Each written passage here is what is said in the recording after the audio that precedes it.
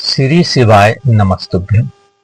बच्चों के विवाह में लगातार देरी बनी हुई है।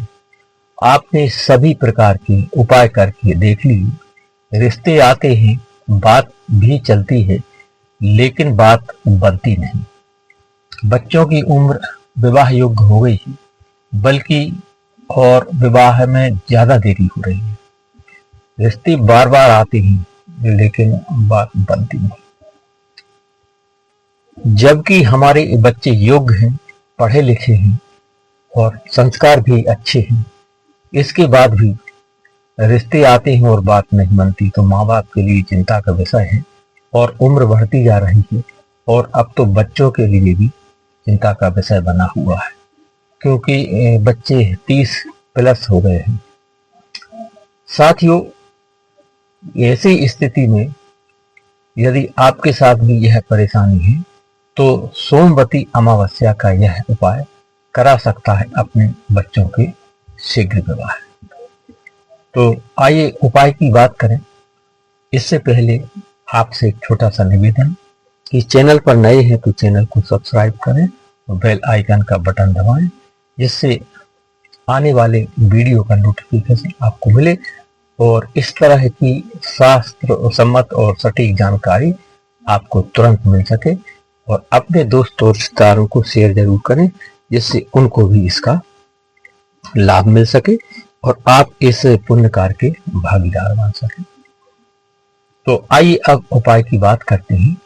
और उपाय में सबसे पहले आपको सामग्री क्या चाहिए, इसकी बात कर लेते हैं। सबसे पहले तो आपको एक कच्चा सूत चाहिए। कोई भी सफेद कलर का धागा ले लें, बच्चे की हाइट के बराबर। जिस बेटा या बेटी की उम्र में देरी चल रही है, उस बेटा या बेटी की हाइट के बराबर आपको कच्चा सूत लेना है। चाहे सफेद कलर का सूत ले लें अथवा मौली धागा या कलावा जिसे बोलते हैं, उसे आप उनकी हाइट नाप लें और उतना कच्चा सूत ले लें।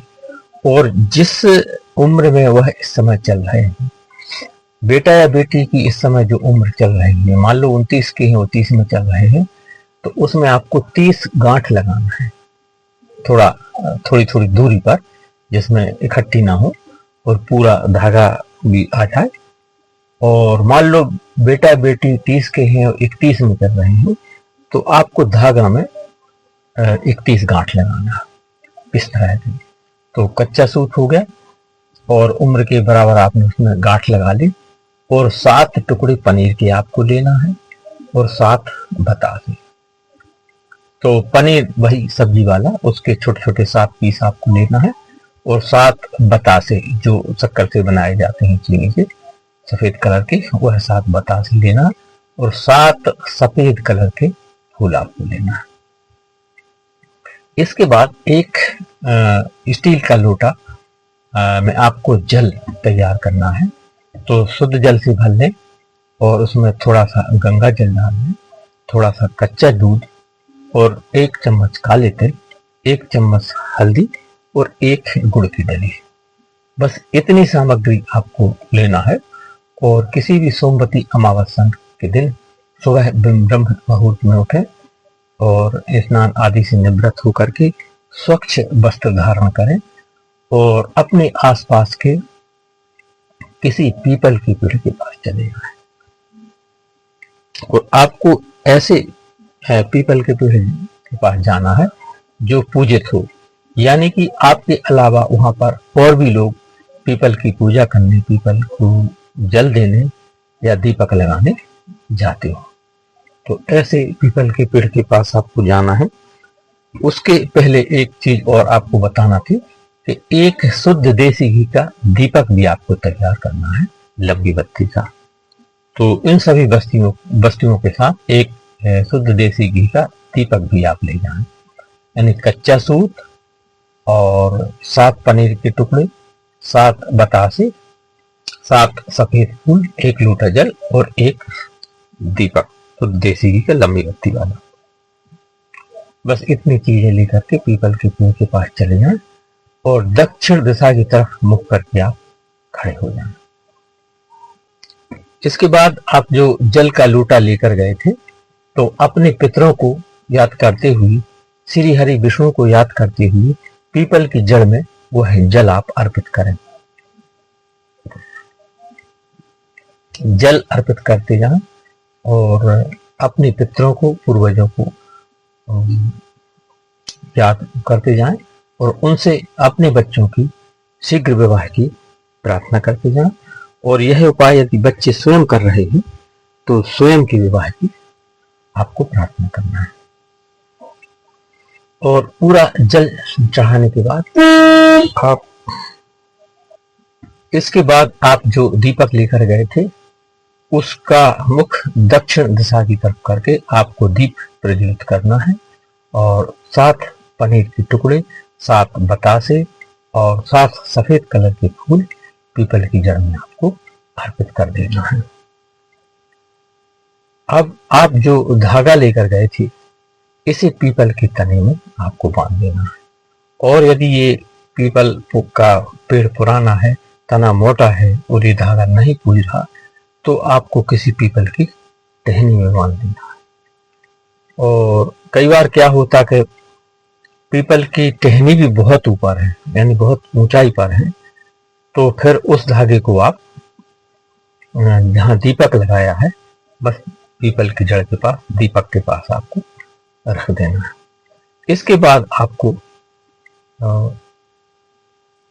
भगवान श्री हरि विष्णु से और अपने पितरों से अपने बच्चों के शीघ्र विवाह की प्रार्थना करना है। और यदि बच्चे यह उपाय कर रहे हैं तो उन्हें स्वयं के विवाह की प्रार्थना करना है। साथियों, सोमवती अमावस्या का बहुत बड़ा महत्व होता है और इस दिन भूमंडल पर बहुत ही अद्भुत योग बनता है और भूमंडल पर बहुत ही बड़ी देव शक्तियों का विचरण होता है, जिससे आपके उपाय कई गुना फलदायी हो जाता है। इसके बाद आप पूर्ण श्रद्धा और विश्वास के साथ हाथ जोड़कर अपने पितरों से और भगवान श्री हरि विष्णु से अपने बच्चों की शीघ्र विवाह की कामना करते ही प्रार्थना करें। और कुंडली में किसी प्रकार का भी दोष बना हुआ है तो उसे तुरंत समाप्त करने का आप उनसे निवेदन करें। तो साथियों, ऐसा करने से आपके बच्चों की कुंडली में बना हुआ बड़े से बड़ा विवाह बंधन दोष, बड़े से बड़ा पितृ दोष और बड़े से बड़ा मंगल या शनि दोष अथवा नजर दोष समाप्त हो करके और तुरंत विवाह की योग बनेंगे और आने वाले शुभ मुहूर्त में कोई न कोई रिश्ता ऐसा आएगा जिससे बच्चों की शादी फिक्स होगी और शादी होकर रहेगी।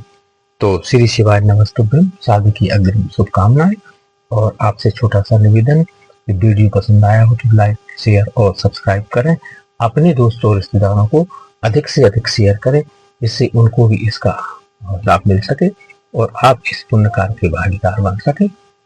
और कमेंट जरूर करें। ज्योतिष और वास्तु से संबंधित कोई प्रश्न हो तो कमेंट में लिखें। धन्यवाद।